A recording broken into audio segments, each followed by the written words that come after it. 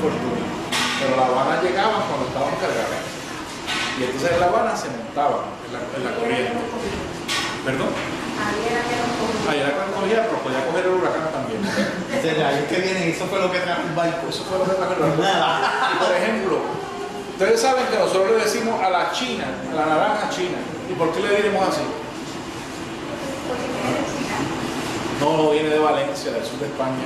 Lo que pasa es que a Puerto Rico llegaban las cajas de la nao de la China. Había un barco, había una serie de barcos, ¿verdad? Que salían de España, llegaban a México, cruzaban a México en burritos, luego se montaban en el Pacífico, seguían para Filipinas, para Goa y para la India, y después regresaban de vuelta. Entonces esas cajas de ese barco decían China, porque era el comercio con China. Y cuando venían de España, pues traían productos españoles. Y las naranjas nos llegaban a nosotros en las cajas de China. Y por eso es que culturalmente nosotros somos el único país que le decimos a la naranja china. Decirle naranja. Color chinita. ¿Okay? Entonces, seguimos por aquí, por el siglo XVII. Siglo XVII, en Europa hay una guerra bien fuerte. Holanda lleva desde finales del XVI tratando de separarse de España. Y Holanda va a querer sal, porque usted sabe que todavía el día de hoy que exporta mucho Holanda. Queso. ¿Cuál es uno de los principales ingredientes para hacer queso? Sal, para el brine, para entonces en ese mar frío que viene Holanda y un país que es ganado el mar, tú no puedes hacer lo que haces aquí porque en verano está en 50, entonces no vas a secar el mar. Mientras Holanda era parte del Imperio Español, el Imperio Español y Portugal tenían abastos de sal abundante, pero cuando se independizan finalmente, que les va a tomar 80 años, cuando vuelven a pelear con España en la segunda etapa, que es la guerra de los 30 años, a los 2 años, atacan a Puerto Rico, porque quieren que suministro de sal. Ellos habían hecho una expedición para tomar Bahía en Brasil. Su primera expedición había tomado la ciudad de Bahía en Brasil. Cuando baja la flota por el Atlántico, que va para Brasil, ven que al frente de ellos una flota el triple de grande de España para reconquistar Brasil. Si tú vas para un sitio y ves que van 3 veces más enemigos, ¿qué tú haces? Te desvías. Se fueron a Venezuela a comprar sal y entonces allá les dijeron no, la mejor salida está en Puerto Rico, y entonces atacaron San Juan, porque el deseo de atacar Puerto Rico, además de tener una boca de playa bien importante, que España nunca la cedió, porque es la primera isla grande con agua buena, como estábamos hablando ahorita de las Islas Vírgenes que no tienen agua, pues no le iba a ceder, porque el que tomara Puerto Rico tenía una base perfecta para invadir el resto del imperio, ¿verdad? Entonces, vienen y atacan Puerto Rico porque quieren quedarse con la sal, pero no lo objetivo es pueblo de Salinas, en La Parguera, Guánica, en Vieques también. Casi todo el sur, que es la parte más seca, porque la parte donde llueve todas las mañanas, como el norte, es difícil, o el este, que llueve todas las mañanas. Y siempre ha sido el mismo proceso. Básicamente el mismo proceso, lo único al siglo XVII estamos, los holandeses atacan Puerto Rico, no se logran quedar con Puerto Rico gracias a las enfermedades que tenemos en el Caribe, a la diarrea y todo ese tipo de cosas. La diarrea fue por los ingleses. No logran tomar perdón. Seguimos este siglo XVII. El siglo XVII Puerto Rico sobrevive económicamente totalmente con el contrabando. Aquí casi no vienen barcos legales, la gente que no tenía terreno y no tenía tierra quería embarcarse para México, para el Perú. La población baja. En 1700 nosotros tenemos una población que no llega ni hoy día ni un pueblo, probablemente ni una urbanización. Creo que en 1700 tenemos 30.000 habitantes en la isla entera. Eso no era nada. Debe haber sido preciosa la isla, casi sin gente y sin contaminación. Seguimos.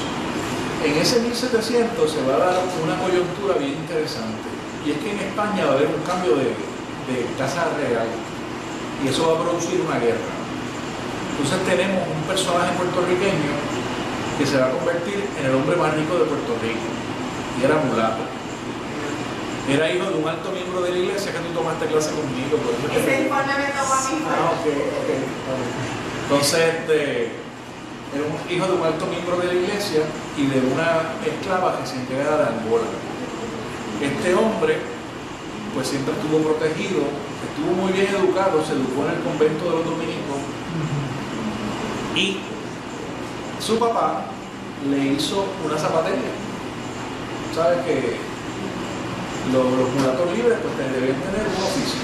Y él tenía una zapatería. Entonces, cuando se da esta guerra, todos los barcos militares del Caribe tienen que salir a pelear a Europa. Es una guerra que principalmente se pelea en Europa. Y España va a privatizar el guardacostas. Pues él consigue, a través de su padre obviamente, que le armen 2 barcos. Y con esos 2 barcos él va a comenzar a ser guardacostas del Caribe. Es cuando Puerto Rico va a estar mejor suplido. Él se llama Miguel Enríquez. ¿Okay? Él era dueño de la hacienda del Plantío, donde está Levitown hoy día, que quedan unas ruinas allí de la capilla y de la caballeriza de Levitown. Conocen allí entre la carretera 165 saliendo de Cataño, antes de llegar a Dorado, por abajo, por allí. ¿Okay? Entonces este señor se convierte en el hombre más poderoso de Puerto Rico, que quita y pone gobernadores, con una red comercial maravillosa, el único puertorriqueño en recibir cartas directamente del rey, condecorado por el rey, llevaba una medalla con el real retrato del rey, que cualquiera que lo viera tenía que postrarse ante él y todo como si fuera el rey, porque él era un representante del rey en Puerto Rico. Y eso le causaba furor a la élite dominante blanca, porque era mulato, ¿verdad? Entonces, De hecho, en la catedral no se empezaba la misa hasta que él llegara. o la chilla, porque no se casó, pero no, la chilla se daba el puesto y llegaba tarde. Porque y no empezaba. Entonces, cuando el techo de la catedral de San Andrés lo mandó a cambiar completo también, ¿sabes? Era muy generoso con la iglesia. Entonces, este hombre, Miguel Enríquez, es un personaje fascinante. Cuando él estuvo aquí, el comercio de Puerto Rico completamente era bajo su cero. O sea que no permitía contrabandistas si no hacían negocios con él. Porque sí lo había contrabando, pero era a través de él. Uno de los beneficios que él tenía era no pagar impuestos en ningún puerto español. Lo que él recuperaba, se suponía que él lo que vendía era lo que le recuperaba a los barcos enemigos. Es el único puertorriqueño juzgado por el Parlamento español en ausencia por la pérdida de más de 500 barcos ingleses en el Caribe. Okay. Entonces, él, no hay constancia de que nunca se haya montado en los barcos. Pero desde su tienda en el Viejo San Juan, ¿saben dónde está hoy día el Parque de las Palomas? Usted va a la muralla por allí, hay una placita que tiene unos gatos con una silla, la primera casa. Esa era la casa de él. El Paseo de la Princesa no existía, el que quedaba detrás era el puerto. Él tenía el mejor hotel de San Juan que quedaba en ese bloque, la tienda por departamento de San Juan, el astillero que había en San Juan y la tienda de pertrechos de barco. O sea que todo lo que tú necesitabas de hospedaje, de barco, era con él. Cuando la iglesia pues tenía un problema, pues él acudió generosamente, le cambió el techo a la catedral. Y cuando el gobierno no tenía para pagar la nómina, parecido a cualquier momento, sí. pues él le prestaba generosamente al gobierno. Era el bonito en esa época. Entonces, pero lo curioso del caso es que en aquella época existían 2 tipos de moneda. Literalmente valían lo mismo, la moneda de vellón, que era de níquel, y la moneda de plata. Pero claro, la confianza del comercio le daba a la moneda de plata 15% más de valor adquisitivo. Por lo tanto, él prestaba en níquel y cobraba en plata. Literalmente valía lo mismo, pero tenía más valor adquisitivo la plata porque la gente confiaba más en la plata. Le cobraba 15% de interés nada más. Más que los bonistas de hoy. ¿Okay? Entonces, hay un caso bien interesante y es este muchacho de apellido La Torre que viene de Polizón en uno de sus barcos y el nene tenía 15 años. ¿Cuál sería la pena de un polizón? ¿Saben lo que es un polizón? Sí. Se coló en el barco y no pagó pasaje. Entonces cuando llega a San Juan, un nene de 15 años lo baja encadenado y él le da pena. Entonces lo termina de criar y lo vuelve a su ayudante. Ya que no saben qué hace el nene después. Lo traiciona y cuando subastan las cosas de él se queda con ella. La élite blanca le consiguió hasta una probanza de nobleza falsa para que se casara con una hija de un aristócrata de San Juan, a cambio de que él testificara que el que le había salvado la vida era contrabandista. Entonces, para hacer el cuento largo corto, como él tenía muchas amistades en el poder, que él los había llevado al poder, porque en Puerto Rico no pasaba nada si no tenía la bendición de él. A él le avisaron cuando lo iban a coger preso y él se refugió los últimos 3 años de su vida en el convento de los dominicos. Como él había sido bueno con la iglesia, pues la iglesia fue buena con él y lo refugiaron. Todos sus bienes fueron subastados y Miguel de la Torre se quedó con el negocio, pero no fue igual de exitoso que él. Mi profesor en Sevilla, el director del programa doctoral donde yo estudié, Ángel López Canto, que es el experto en Miguel Enríquez, decía que Miguel Enríquez no tenía monumento en Puerto Rico porque era mulato. Es lamentable, ahora lo hay. Que el monumento que se hizo, ustedes saben que Ponce tiene 3 entradas: la India, Nicolás Piña, el obispo Arismendi y la entrada negra. En la entrada negra, el mosaico que es el camino de Agua Buena. Allí en el mosaico en el medio está Miguel Enríquez. Pero tenía 80 esclavos en esa finca que no vendía, solamente producía para los hombres de su barco. En su carrera llegó más o menos a pasar por sus manos 1.500 barcos. En una ocasión, el gobernador muere y él se queda un año viviendo con la viuda, porque era un escándalo en esa época.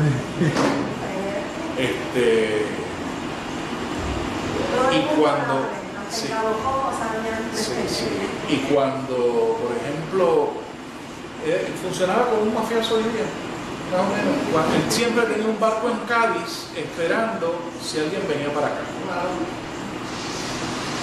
Cuando él sabía que venían para acá, que llegaba, por ejemplo, o para Santo Domingo, para Panamá, para el área del Caribe, un funcionario que preguntaba en el muelle, pues en aquella época tú no comprabas por el teléfono, por Expedia el ticket, ¿verdad? Tú tenías que ir a los barcos y hablar quién te llevaba. Pues llegaban, aquí estamos esperando, su excelencia. Entonces iba para Panamá por el obispo, o el virrey para el Perú, que tenía que cruzar por Panamá. Pero de casualidad, cuando pasaban por San Juan, se le dañaba el timón.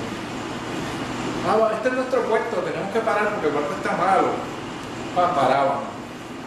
Estaba malo.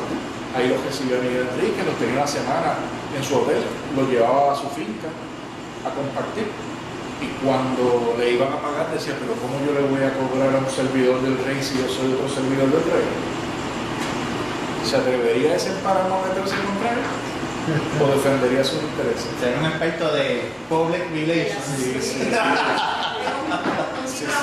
Era un cabildero. Era un cabildero del día, ¿ok?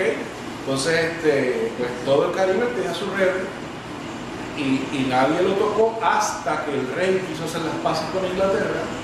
Cuando quiere hacer las paces con Inglaterra, da paso a las acusaciones que llevaban escribiendo el rey por décadas en contra de él. Pero muy astutamente se escapa y muere en Santo, refugio Santo. En esa época había el fuero civil y el fuero religioso. El rey te podía acusar, pero si la iglesia te daba asilo, no te podían tocar. Y él muere refugiado de la iglesia. ¿Okay? Ese probablemente fue el hombre más rico de Puerto Rico, yo creo que hasta el siglo XX. Puerto Rico nunca estuvo tan bien apertrechado como cuando él estuvo en su carrera Y es bien interesante porque hasta en su documentación se encuentra que a veces le escribe a los capitanes: ay, por favor, vete a las Islas Vírgenes y tráeme queso de Holanda, mantequilla de Bélgica, vino francés, porque él pues no le gustaban las cosas. Y quería todo, jamón de pata y todo esto, y mandaba a hacer sus compras a las Islas Vírgenes y todo. Sí, fue legal. ¿Perdón? Sí, fue legal. Y tenía los bienes para hacerlo. Cuando iba a llegar un gobernador nuevo a San Juan, pues él hacía lo mismo con el barco, o un obispo. Entonces mandaba a cejar la fortaleza. Las sedes vacantes a veces tomaban en lo que ese mensaje llegaba a España y el rey mandaba un nuevo, se tardaba un año. Y la casa de mampostería, si tú la cierras, se llena de hongo y se deteriora. Entonces mandaba a cejar la fortaleza y mandaba un barco para el puerto que estuviera en España, y cuando llegaban el nuevo funcionario, perfecto. Ay, su excelencia, usted ha llegado, fíjense que yo mandaba a pintar la fortaleza y no se han terminado, pero puede quedarse en mi casa. Se quedaba en su casa, los fines de semana se lo llevaba para la finca, y luego, cuando terminaban la de remodelar la fortaleza y todo, le preguntaba en cuánto le debo. Pero yo no le debe nada, si yo soy un siervo del rey igual que usted. Y así ese gobernador se metía con él. Un gobernador que fue socio de él, se llamaba Danilo Granados, que fue el primero que tuvo negocio con él, fue gobernador de Puerto Rico 2 veces. La segunda vez regresó a España encadenado porque se enfrentó a él.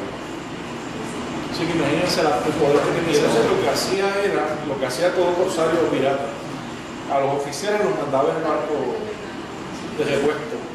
A los marinos les decían: ¿quieren irse o se quedan a trabajar conmigo? Cuando llegaban los barcos de él, las mujeres y la gente cejaban las casas y no salían a la calle hasta que ellos cruzaban San Juan, porque así de fama eran los hombres que trabajaban con él, y se escondían. Barcos que sacaron a los ingleses de Vieques.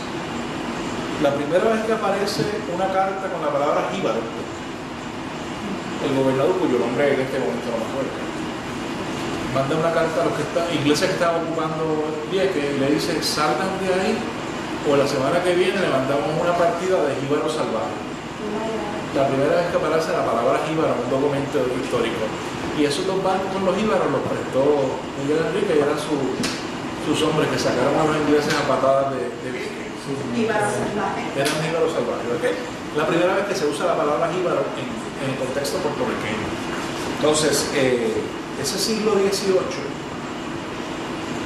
fue un siglo bien interesante, porque Puerto Rico va a experimentar formación de nuevos pueblos, y es la segunda mitad del siglo XVIII. Las familias terratenientes de Puerto Rico quieren que hayan pueblos, porque eso permite que haya mercados. Si tú tienes fincas y te hacen un pueblo al lado, ¿qué pasa? Vender tus productos. Si tú no tienes un pueblo al lado, ¿qué pasa? No tienes mercado, entonces necesitan mercado. Entonces los grandes terratenientes, como en Cabo Rojo, pues donaban, entre 4 donaban un terreno para hacer un pueblo. Y así las 4 fincas aledañas se beneficiaban.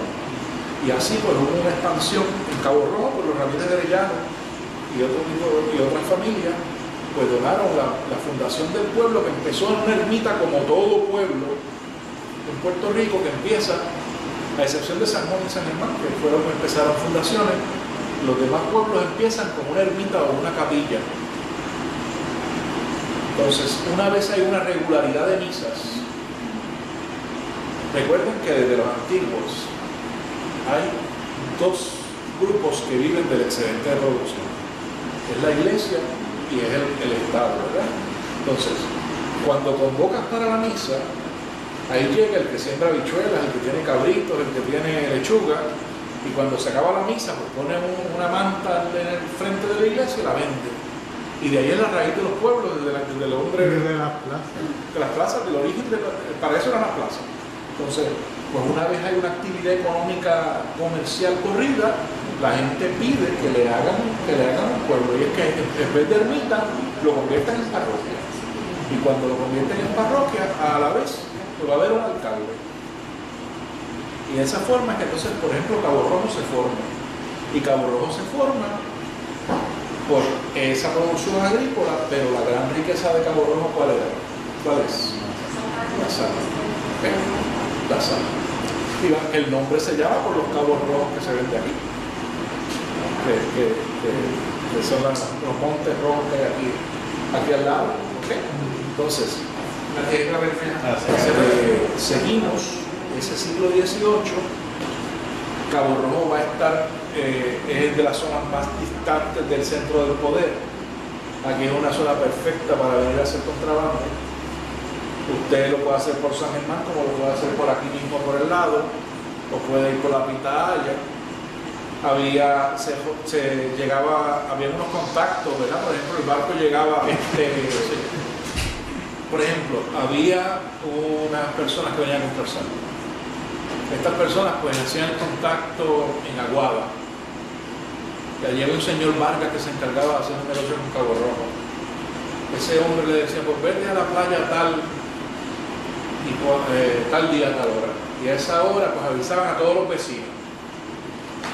Los vecinos que tenían azúcar, el azúcar, acuérdate que en esa época tú producías azúcar, pero si tú no la exportabas, se dañaba.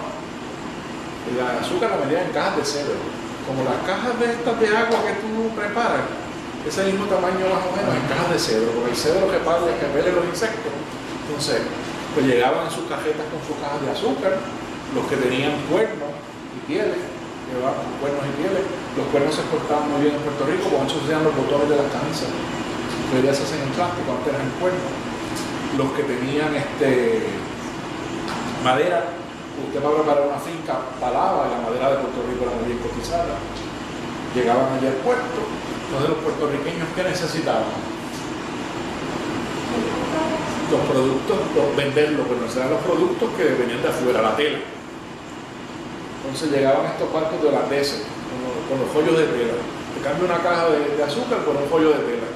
Ahí vestías a la hija, a la esposa y a 2 o 3 más. Yo necesito 4 rifles. Pues te vendían rifle a la pólvora y te vendían te cambiaban otra caja de azúcar o 4 palos de caoba. Exacto.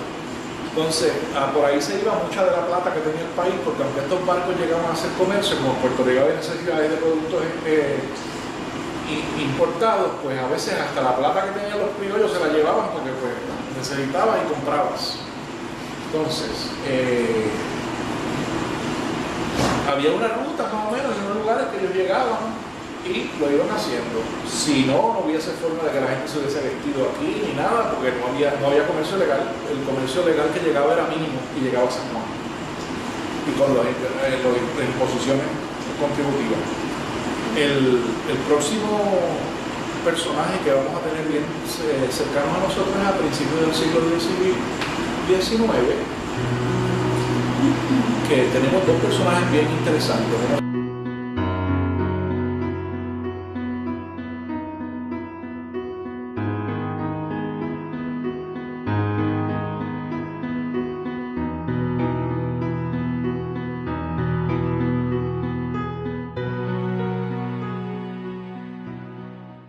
Seguimos por aquí, por el siglo XVII.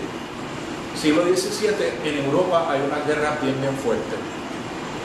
Holanda lleva desde finales del XVI tratando de separarse de España. Y Holanda va a querer sal.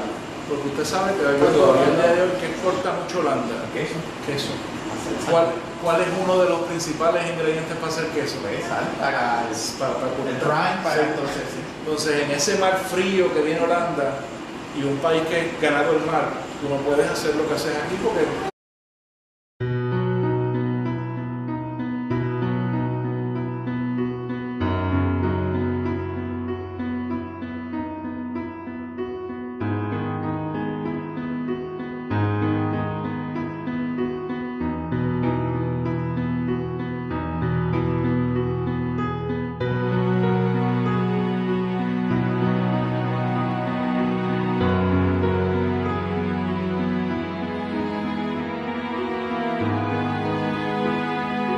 Europa buscaron fortuna en España, llegaban a México, cruzaban a México en burritos, luego se montaban en el Pacífico, seguían para Filipinas, para Goa, para Goa y para la India, y después regresaban de vuelta. Entonces esas cajas de ese barco decían China, porque era el comercio con China. Y cuando venían de España, pues traían productos españoles. Y las naranjas nos llegaban a nosotros en las cajas de China. Y por eso es que culturalmente nosotros somos el único país que le decimos a la naranja china. Decirle naranja. Color chinita. ¿Okay? Entonces, pero la Habana llegaba cuando estaban cargadas. Y entonces en la Habana se montaban en la corriente. ¿Perdón? Ahí era que lo cogía, pero podía coger el huracán también. Desde el año que viene, eso fue lo que trajo el barco. Eso fue lo que trajo el barco. Y por ejemplo, ustedes saben que nosotros le decimos a la china, a la naranja china. ¿Y por qué le diremos así? No viene de Valencia, del sur de España. Lo que pasa es que a Puerto Rico llegaban las cajas de la nao de la China. Había un barco, había una serie de barcos, ¿verdad? Que salían en verano hasta el 50. Entonces no van a secar el mar. Mientras Holanda era parte del Imperio Español, el Imperio Español y Portugal tenían abastos de sal abundante. Pero cuando se independizan finalmente, que les va a tomar 80 años.